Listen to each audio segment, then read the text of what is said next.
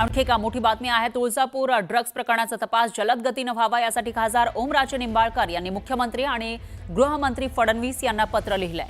Tuljapur drugs प्रकरण हे गंभीर स्वरूपाचं आहे। या प्रकरणात आपण लक्ष घालून हे प्रकरण वॉर रूम मध्ये घ्यावं, त्यामध्ये दोषी असणाऱ्यांवर कारवाई करावी, तसे तात्काळ आदेश द्या, अशी मागणी पत्राद्वारे ओमराजे निंबाळकर यांनी केली आहे। तुळजापूर ड्रग्ज प्रकरणात अनेक राजकीय पक्षाचे कार्यकर्ते असल्याचं बोललं जात आहे आणि त्यामुळे आता ओमराजे निंबाळकर यांनी पत्र लिहून कार्यवाहीची मागणी केली आहे। त्यामुळे या प्रकरणामध्ये सत्ताधारी पक्षाचे कार्यकर्ते तर नाहीत ना, अशी चर्चा सुरू झाली आहे।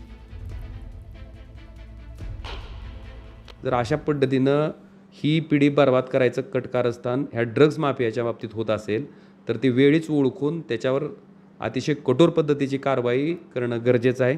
ह्याच्या बाबतीतलं जे काही झालं आहे तेही मी त्या पत्रात नमूद केलेलं आहे आणि त्यांच्याकडेही विनंती केलेली आहे की ह्याच्यात तातडीनं कारवाई करावी आणि स्वतः ह्याच्यात माननीय गृहमंत्री महोदयांनी लक्ष घालावं।